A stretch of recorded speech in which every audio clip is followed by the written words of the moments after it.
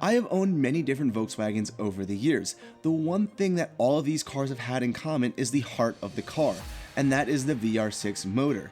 But the one VR6 car that has eluded me over all of these years is the coolest 2+2 sports car from the 1990s, and it is called the Volkswagen Corrado. The predecessor to the Volkswagen Carmen Ghia and the Scirocco brought all of the technology and information learned from the previous 2+2 cars and turned the Corrado into a beautiful sports car that anyone can enjoy on the back roads. Paired with the beautiful VR6 motor, the Corrado was the top performance-oriented car made by Volkswagen. Sadly, after only 7 years of production, the Corrado was terminated with no plans to make a replacement 2+2 sports car. Now, if you're in the market for a sporty two-door Euro car, look no further and join me as we dive into all you need to know about the Volkswagen Corrado. For all of you who don't know me, my name is Andrew, and welcome to all you need to know about the Volkswagen Corrado. If you're all new to the channel, go down below, hit that like button, and subscribe to the channel. I'd really appreciate it. It would just help place the video higher in the YouTube algorithms, and it also would just show me that you guys are all enjoying the content that we're putting out here. The Corrado, Volkswagen's 90s sports car and one hell of a fun car to own and drive.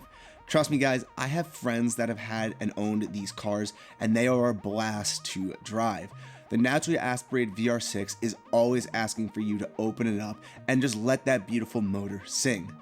Once you actually own a VR6 car, trust me, it is really hard to go back to a 4-cylinder Volkswagen. But you're all here to learn about the Volkswagen Corrado, so let's jump into where the Volkswagen Corrado was born. The Volkswagen Corrado started production in 1988 and was manufactured by coach builder Carmen at their factory in Germany. According to Volkswagen, the name comes from a Spanish word called corral, which means to sprint. I'd say this name actually fits the Corrado pretty well just by the performance and the whole aspect of how the car is actually set up. The Corrado's floor plan was based off now the A2 platform, which was shared by the Mark II Golf and Jetta, except for actually the VR6 models. The VR6 model had a wider wheel track which needed a new front bumper with also wider wheel arches to help fit that VR6 motor under the hood. At launch, the Corrado came with two different engine options. The first was a 1.8-liter 16-valve inline-4 that made 134 horsepower, and the second option was a supercharged 1.8-liter 8-valve inline-4 named the G60, which made around 158 horsepower. The G60 is named after the supercharger that is found on the car. This is a scroll supercharger whose internals represent the letter G. That's why obviously the car is called the G60. Volkswagen also made two lower production variants of the Corrado. The first was the Corrado G60 Jet, which was an economy version only made for the German market. The car only came in 4 color options and featured a color-coded interior. The second variant was the Corrado 16-valve G60, which made around 206 horsepower. This variant of the Corrado is the rarest and most sought after out of all of the Corrados made today. So there was a third option, and that was called the Corrado Storm. This car came with a VR6 motor and was only sold in the European market and the UK. In the early 1990s, Volkswagen updated the base Corrado to come with now a new 2.0-liter 16-valve inline-4 that made 134 horsepower. Finally, the same year the 2.0 motor was released, Volkswagen introduced the 2.8-liter 12-valve VR6, which made 181 horsepower in the North American market, and the 2.9-liter VR6 for the European market. This would allow the Corrado to reach 0 to 60 in 6.9 seconds. The VR6 motor quickly became a favorite option for consumers, making Volkswagen discontinue the G60 motor basically the same year the VR6 was released. The Corrado was loved by almost everyone who drove the car. Being a driver-oriented car and modern for the time, this car inspired drivers to push it harder and harder, which made it a joy to own. Even magazines and TV shows couldn't get enough of the new car. Auto Express magazine described the Corrado as regarded as one of Volkswagen's best ever drivers' cars. British Magazine car listed the VR6 Corrado as one of the 25 cars you must drive before you die. Pretty amazing remarks for a little VR6 sports car from the 1990s.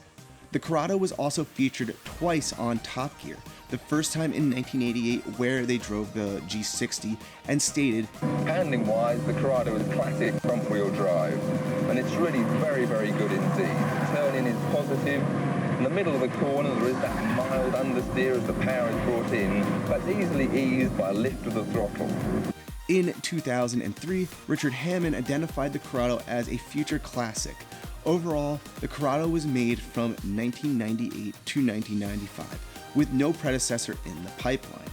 Overall, Volkswagen made 97,521 Corrados worldwide, which allowed Volkswagen to leave a legacy in the Volkswagen car community.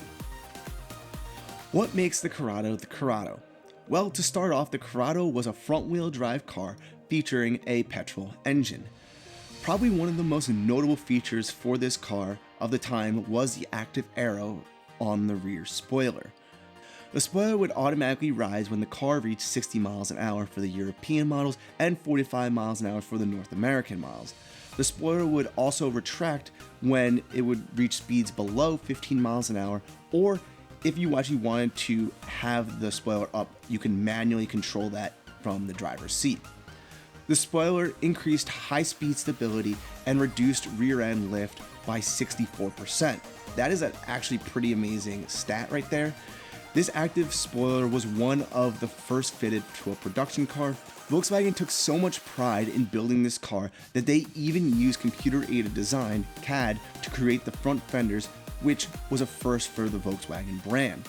This would allow future cars to use this technology to make more detailed and precise parts for cars, overall cutting down costs and making Volkswagen more affordable to everyone. To this day, you can actually see bits and pieces of this car being used across the Volkswagen lineup. For example, the active spoiler can be found on the new Volkswagen Arton. I believe that's what it's called. Let me know in the comments section if that is correct. The dynamic chassis control on the Golf R, and also the clear cockpit architecture in the Passat. The heritage of the Corrado lives on today in many of these Volkswagen models and wouldn't have been possible without the Corrado. What are the Corrados selling for? So if you're looking to buy a Corrado, you're most likely interested in the VR6 or the G60 Corrados. Let's compare both of these cars and see what they're actually selling for today to see what options would be better for you to pick. So here in the United States, if you want to buy a used 100,000 mile Corrado VR6 in good condition, you can expect to pay around $9,000 to $12,000. If you are looking for a lower mileage VR6 Corrado, expect to pay north of $20,000 for this car. These cars are very desirable and are going up in value. Now, if you want to buy a G60 Corrado, the prices are very similar to the VR6 cars. You may pay a little less for the standard G60 Corrado, but these cars are also going up in value, and even high mileage Corrados may be selling for around $15,000 as they become harder and harder to find. I would recommend looking on VW forums such as VW Vortex or Facebook Marketplace to buy one of these cars. These websites are where the best deals can be found. Things to look out for when buying a Corrado. Since the Corrados are now over 30 years old, these cars have a few things that you may want to look out for when purchasing this car. I've put together a list of the top items that you will want to check over on the car. First, you will want to make sure that the clutch isn't making any chattering sounds or difficult to engage. The original clutches had trouble disengaging from the flywheel, resulting in difficult gear changes. You will want to find a revised clutch that has had this problem solved and updated. If you don't, you can actually run the risk of destroying your transmission in the car, which is a huge, expensive rebuild if you have to go through that mess. A second failure you will want to look out for on the VR6 cars is the head gasket failure. You will be able to tell from the oil leaking from the head bolts around the cylinder head gasket.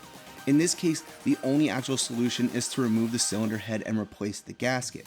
If you are in there removing the cylinder head for the VR6 motors, I would definitely recommend checking the timing chains to make sure that the plastic guides aren't broken. If they are, you will want to get them fixed, since if you actually don't do that, the motor could skip at a time, which could bend a rod or a valve, which would be a huge expense and probably a whole motor rebuild at that point. The third thing you will want to look out for is the sunroof failure. You will hear a popping noise coming from the sunroof when it is operating. In this case, you will want to get this fixed as soon as possible, because if you don't, the clip on the sunroof track will break and the sunroof will become stuck. Your best bet at this point is to actually replace the whole sunroof track, and they actually have an updated track now that can prevent this issue from happening in the future, so definitely recommend buying that. Modifications. As mentioned above, the Corrado is an enthusiast-oriented car, and for years there has been a huge following for the G60 and the VR6 Corrados. People really enjoy modifying these cars, adding say big turbos onto the VR6, bagging the cars, adding 3-piece wheels, custom interiors, shaved engine bays, and many more modifications. The platform overall is a great chassis to build off of for say an enthusiast if you want to make a performance-oriented or stance-oriented build. The car definitely allows you to do either or of these. If you are familiar with the Volkswagen community, you know that people love the Corrado, and you can see them at basically any car show you go to. So these cars have a huge following, people love modifying them. It may hurt the value of the car a little bit in the future, but if you're there to enjoy and drive the car, it's worth modifying. So the Corrado, love it or hate it, this car has had a huge impact on Volkswagen and the car community in general. From Active Aero to the beautiful VR6, the Corrado is a perfect example of a small, affordable 2+2 sports car that at the time could keep up with cars much more expensive than itself. As you can see, the Corrado's legacy lives on today in many other Volkswagen models and has paved the way design and development of cars are done today. I hope one day Volkswagen releases a new generation of Corrado, one that can live up to the reputation and the groundbreaking developments which made the Corrado special and loved by the media and enthusiasts to this day. I hope you all enjoyed this look into the Volkswagen Corrado. If you all enjoyed this video, go down below, hit that like button, and subscribe to the channel. If you all want to see more All You Need to Know episodes, let me know in the comments section down below which cars you would like me to do.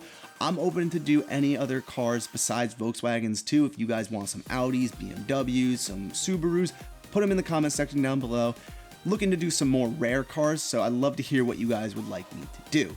Until next time, guys, my name is Andrew. Peace out.